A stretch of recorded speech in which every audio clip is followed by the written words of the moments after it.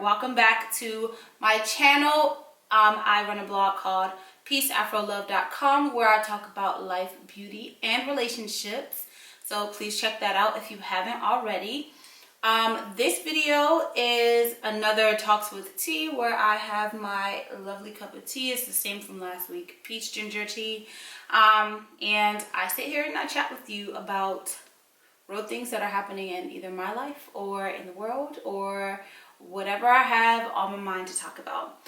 So this video, if you can tell by the title and from my last vlog, I am talking about my chemical pregnancy that I did experience earlier this year.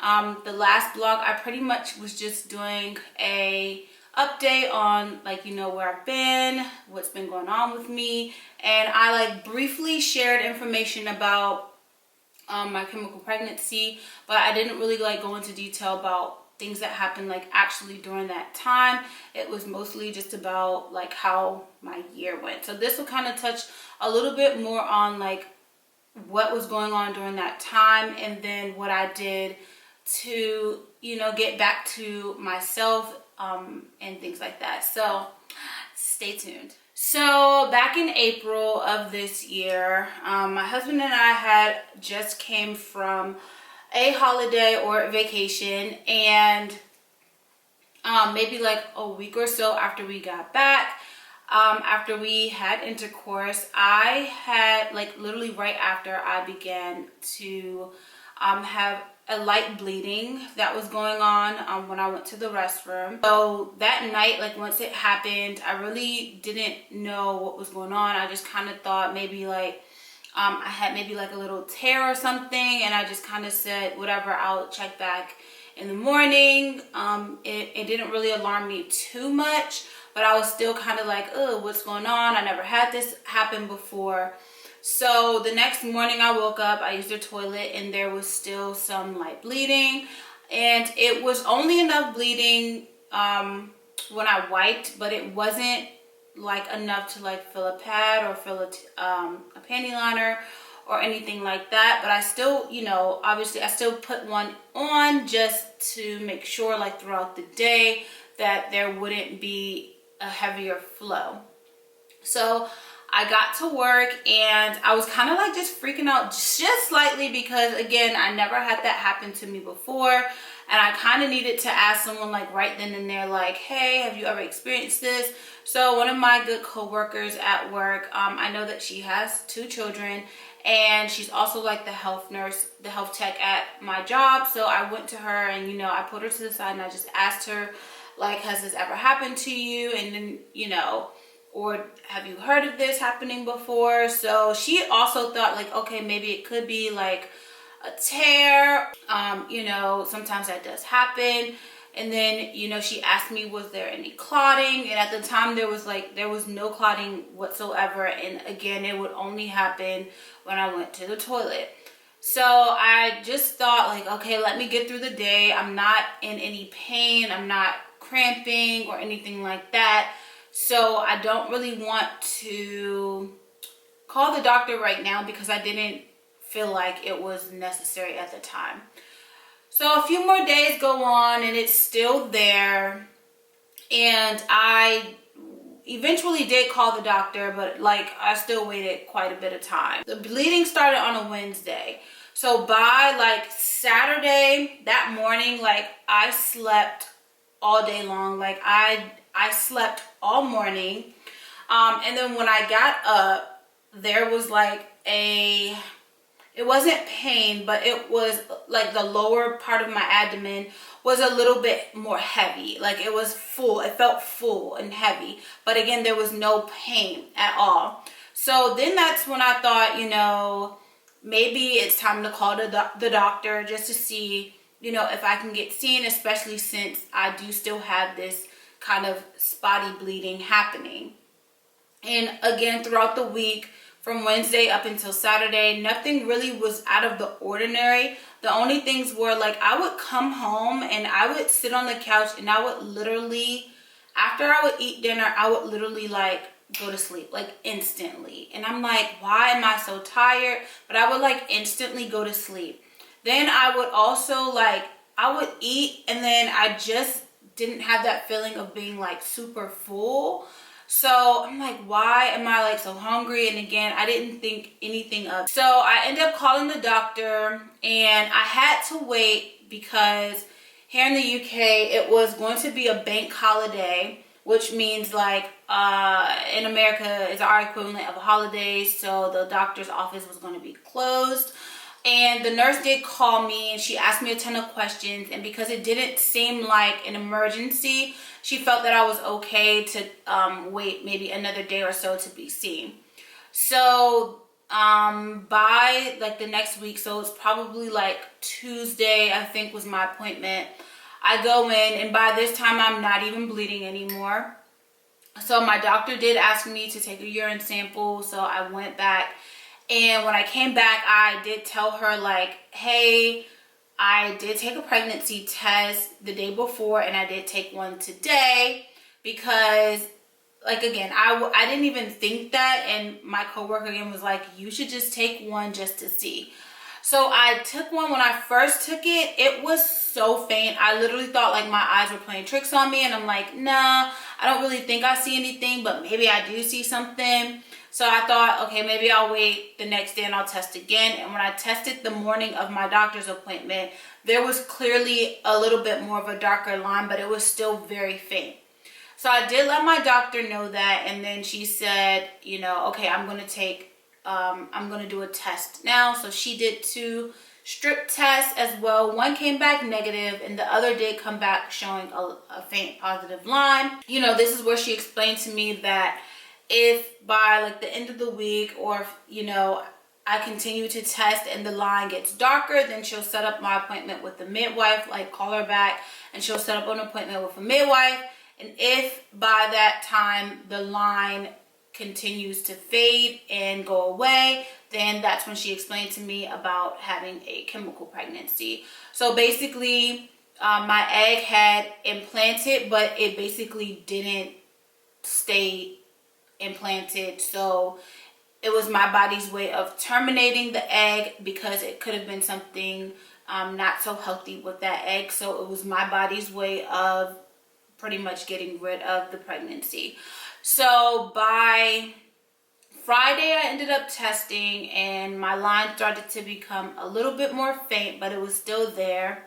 And then Saturday morning, I tested and it was completely no line. And I tested on 2 different brands of tests, and that is when it hit me really hard and I literally immediately like lost it. I started crying. I went back in the bed and like I literally just sobbed in Jeff's arms. And you know, he was there just, you know, telling me everything will be okay, we'll keep trying. And we had something planned for that day. He had booked a food tour in London for us to do, and I didn't know that. I knew he had something planned, but he didn't explain to me what it was until that moment. He was like, well, if you don't want to go, it's fine, we don't have to go. But I ended up just at the house and going anyway, just to try to, you know, be in a better mood for the day, even though it didn't help much. It was okay being out the house because it took my mind off of things, but I still wasn't in like the happiest or best of moods. So my doctor did explain like we could wait a cycle for a cycle to come, and then we could start trying again immediately. And we kind of did that. You know, we waited a cycle. My cycle literally came right on time. It didn't come weeks after. It literally came right when it was supposed to come.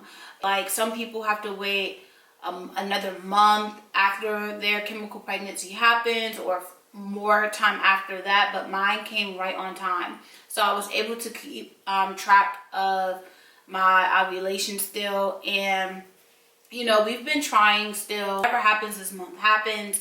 I'm really not stressing over when I ovulate. I'm not there right now. Like, I'm not in the mindset to end this year focused on that. I'm right now focused on just being the best me that I can be to go into the new year with. But of course, if it happens, it happens. So basically it brings me to how was I able to get over it? Because again, in my past video, you would see that it was rough. It was not easy. I didn't give myself enough time in the beginning to process what was going on. And in the summertime is when I had that downtime to kind of think about it a little bit more. So basically, the Bible app on my phone, I've talked about this before in another blog. I think it was in my January blog, starting off this new year, how I find devotional plans on the Bible app, and basically I read them every day. You can find plans that are specific to your needs and what you need at that time. So one plan that I found was called A Seed of Hope During Infertility, and this was a 56-day Bible devotional plan, and it basically helped with trying to help you to understand that there is light at the end of the tunnel. And I eventually did also buy the A Seed of Hope book also, which also is very similar to the Bible app, but it also gives you extra prompts where you can do your own personal writing journal. And this is this has 60 daily readings, and it also has some specific Bible verses at the back, and prayers at the back, and Bible verses in the book. So I really found this helpful, and I didn't finish this entire book. I did finish the plan on my phone, but I didn't finish the book, and I really want to take time to dive back into the book to finish it, because it is really a really good, helpful tool. So it's called A Seed of Hope, God's Promises of Fertility, 60 Daily Readings, and it is by Evangeline Brown Colbert, and I will also link this in the actual blog part before the blog starts. I also ended up reading and completing Infertility Encouragement from Sarah's Laughter. That was 49 days. And I then read Testimony, a 10-day devotional by Gloria Gaynor. And that was just because I know that there is a testimony that I will have at the end of this journey. I know that in my heart, I know that this is not over with. I don't know right now why God has allowed this situation to happen to me, but I know that at the end of this, I will have a greater story to tell to help someone else. Even though it's hard, I know the road is not always easy, but I am definitely in a better place now. I am continuing to do devotionals every day. I also read today's Bible verse before I go into my devotional, and I'm going to do a little bit better at just spending time with, God, just taking more time out of the day just to spend time with him. Because again, I know that at the end of this, there is something greater that will happen. During this situation, the only things that I feel like I wish people didn't tell me would be like, oh, you're going to be so fertile now. Like, most people, once that happens to them, they'll get pregnant right away. And that was discouraging because, again, that happened in April. It's December. So I really like things like that. I know people meant well, they were being very hopeful, but that also puts a lot of stress and pressure when it doesn't happen right away. I also know that from the few videos that I have watched on other women that have gone through this situation, people like to say that chemical pregnancies aren't real miscarriages because you don't have, like, you aren't able to hear a heartbeat. But nonetheless, it's still a miscarriage, because if the egg was to continue its journey on, it would have developed into a baby. And you do take a pregnancy test and it does have a positive. And I just feel like people should be a little bit more kind with their words, because everybody processes things differently. There are some women that I've watched that it doesn't really affect them when they have chemical pregnancies. And I've watched a lot of other women who, just like me, it did affect them, especially when it's your first pregnancy. And not only that, but even if you're trying after your first pregnancy because you really want to continue to grow your family, it shouldn't take away from the pain that you feel with words like that. And the reason why I'm saying that is because my doctor actually said those words to me. She actually said, you know, well, it wasn't a real pregnancy, but to me it was a real pregnancy. I got a positive result. I might not have heard a heartbeat, but I did also have to then go through the motions of bleeding for an entire week and not understanding what is going on. Having those heavier feelings in my uterus, not being myself, going through the process of, you know, continuing my year at a not so happy time, especially when it's something that you want so bad. And I did tell my husband, like, once I took a pregnancy test, like, oh my gosh, we're gonna have a baby. But I did let him know up front, like, I'm not really sure about what's going on with the bleeding, but I am letting you know that this is happening. Don't want women to feel like less than because their pregnancy didn't result in hearing a heartbeat, because it's still a very sensitive situation, again.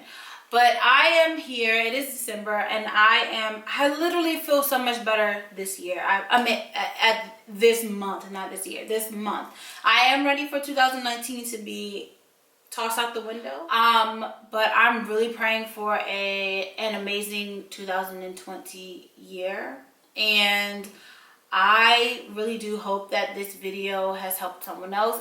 This is probably the last of this chemical pregnancy story that I will talk about, and moving forward it will be my TTC journey, my trying to conceive journey. I really don't know how much I will share on that, but I am in a better place. I am happy and I am ready to see what God has in store for me.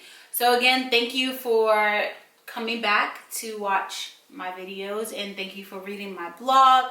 I will see you guys later. Cheers.